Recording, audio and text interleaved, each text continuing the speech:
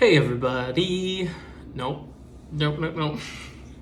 Hey everybody, I am stressed out.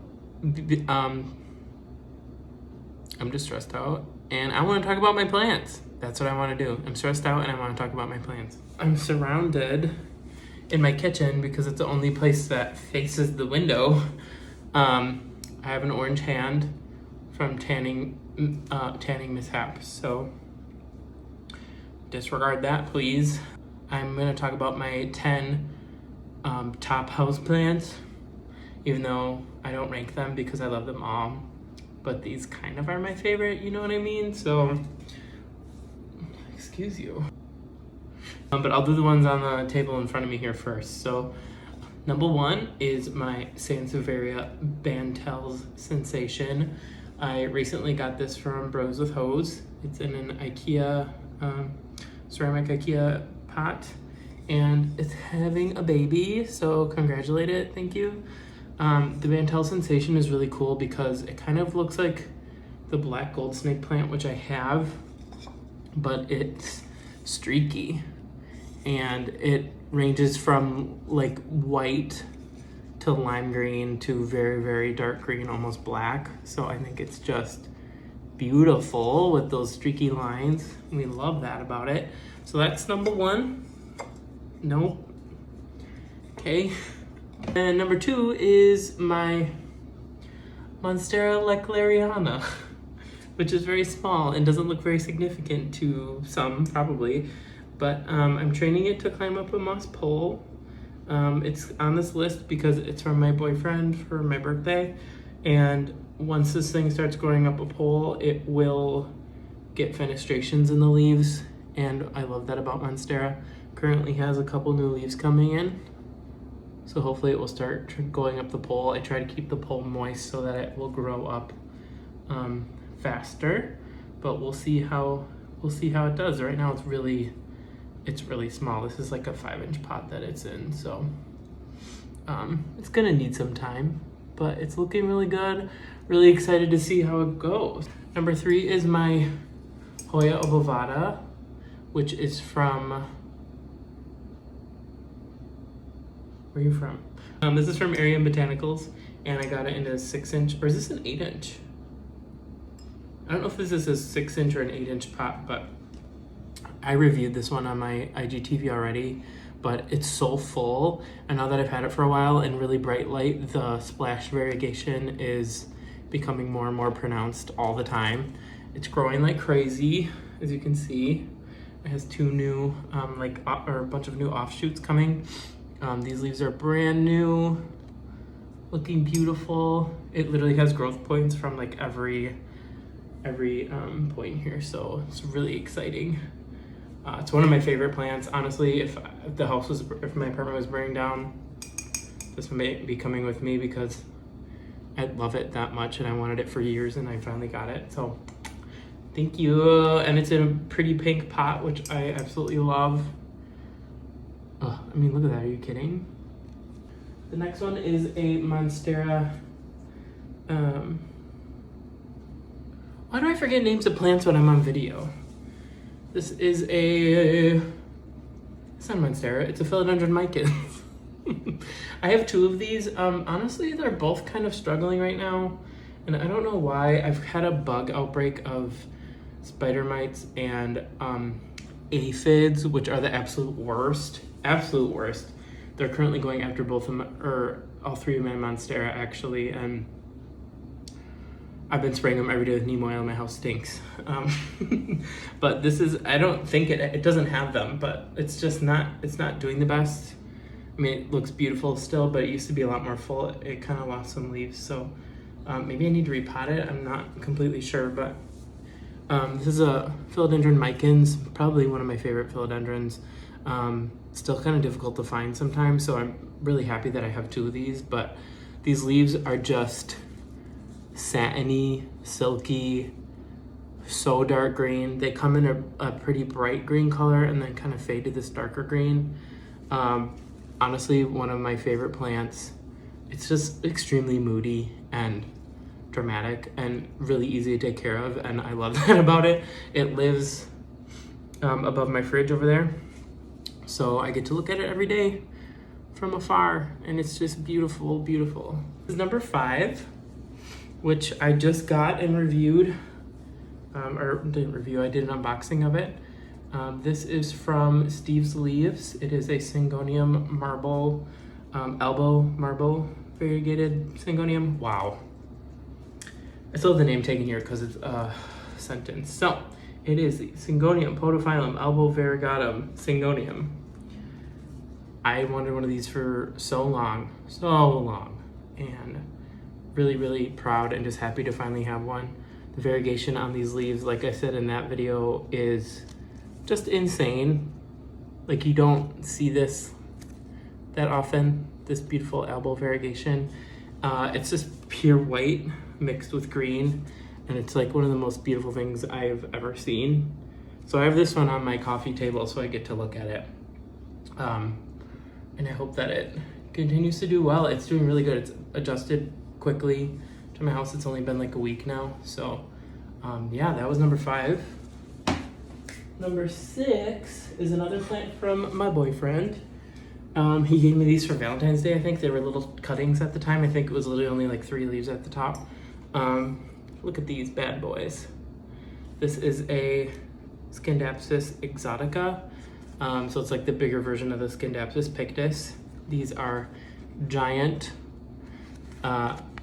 very like thick, almost leathery leaves with some like crystalline looking variegation in them. They're just shiny and beautiful and silvery, and like, look at that. That's insane. This is a new leaf here. So they get really, really big and just gorgeous. Oh, by the way, all these pots so far have been from IKEA except for the pink one. That's from potty.com, Potey.com, I think. Number 7 is one of my 3 Rhaphidophora Tetraspermas. This one is from Steve's Leaves, I think, too. Or where did I get this from originally? Oh no, this is the first plant I ever ordered from Gabriella Plants, and it came kind of when it was cold outside. And will you stop? Oh my God, it's like a child. It came when it was kind of cold outside, and I think it was either overwatered when they shipped it, or I watered it too much when I got it home. And it was dying, and I had to cut it back to make cuttings of it because the roots were just gone. So I made 2 cuttings of it and repotted them eventually, and now it's growing into this big thing. It was originally just these 3 leaves on the bottom here by my hand. This summer has been amazing for this plant. It's the only one of my 3 tetraspermas that's not attached to the wall. The other ones are attached to the wall, going wild. So this is the only one. And I kind of think that this plant is gonna become variegated all on its own. It kind of has these, I wonder if I can find it. It has these weird bits that are kind of, oh, right here it is actually. It has these weird bits that are kind of, you probably cannot see that, but you see that? That little bit right there? They kind of look see-through, or like it's going white. So I hope this is becoming variegated all on its own. Since this one leaf went out, it didn't really do much, so I don't think it's becoming variegated, but it's getting so many fenestrations in the leaves, and it's just so freaking cute. Look at that. Are you kidding? I'm obsessed. It looks like a cartoon. 8 is my prized possession, my Crimson Queen. No. Yes. My Crimson Queen, Hoya Carnosa Crimson Queen. It is a stunner. Look at her. She grows pretty slow because she has this whole strand of white variegated leaves. They're just completely white and pink, and I just can't get enough of it. I don't care how slow this plant grows because of it. I just can't get enough. This summer it has grown quite a bit actually. It has like this from here down has grown. It has a new shoot here with some leaves on it, and then underneath in here it has some new leaves as well. So look at her. She's doing well. Still hasn't flowered for me, but these leaves, that's enough. Like, I don't need anything else. And like, none of these white leaves have died at all or like crisped up or anything. They are just waxy and sturdy and beautiful, and I don't care if they're slowly killing the plant, because look at that. You kidding? This is one of my Monstera adansonii that's currently growing up this pole. I have kind of struggled with Monstera adansonii ever since I had them, because I had the narrow leaf form one, and the narrow leafed one actually just did not do well for me, and I think I overwatered it at my old apartment, and then when I moved here, I don't know what I did with it, honestly. I think it had spider mites or something, and it died slowly. And so this Monstera adansonii basket I got from a plant shop in Chicago. I don't even remember the name of where I got it, but you can kind of find these everywhere now. But it's doing so good. Look at this. I had to add another moss pole to it because it's just going for it. It has so much new growth. It sits near a southern facing window. That's only windows I have in my house are southern facing. So these leaves are just getting real big and getting a ton of fenestrations in them. Look at all those holes. Yeah, so this is growing up this pole and doing pretty well. I honestly could not ask for more. Moss poles are not my favorite, but honestly, when you have something that looks like this,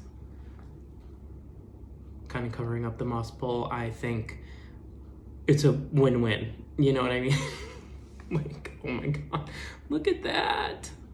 It's just perfect. And then number 10 is my giant, my Monstera Deliciosa.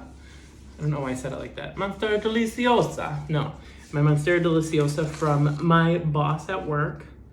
You've probably heard me talk about this so many times, but this plant was cuttings from, I think she said, her boyfriend's grandma, if I'm remembering correctly. So cuttings from a really old mature plant. It has put out a few new leaves, but unfortunately, it was one of the plants that got thrips this summer. For some reason, the thrips only went after my Monstera. So it was kind of suffering for a while, but I've been treating it, and it still looks gorgeous and giant with these big leaves. I had to cut the oldest leaf off, not because of the thrips, but just because it was getting old and, you know, it was getting tattered and didn't look too good. But honestly, since I've been doing treatments on this bad boy, the leaves have never looked glossier and more beautiful. So I moved it to a more accessible place in my apartment, and it's doing really good. I'm just keeping a watchful eye on it. So that was number 10. Look at this aerial root. It's disgustingly long. I might need to repot this soon again, but it's gonna like kill me if I try to like put it through repotting again, I think. So that was my top 10 house plants. In no particular order. I love all these so much, and I love all the plants that I have. I have 78 plants now, I think. I got rid of some a little while ago. I think one of the biggest things to remember is that plants should be fun. Plants should be a hobby. Plants should not be a problem for you. If you're feeling overwhelmed and like you're not doing well, then give them away, sell them. Get rid of ones that stress you out or that you feel make things difficult for you, and keep the ones that are rewarding and that you love to look at and that are easy for you.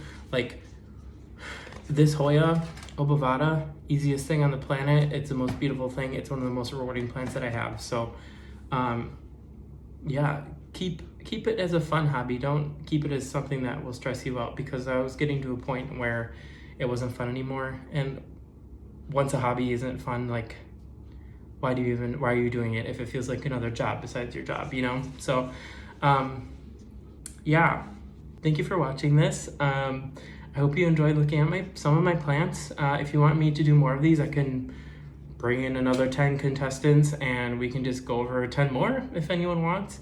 I hope you enjoyed this, and I hope you have a good day. Please stay safe, wear a mask, and yeah, hope you have a great day. Bye.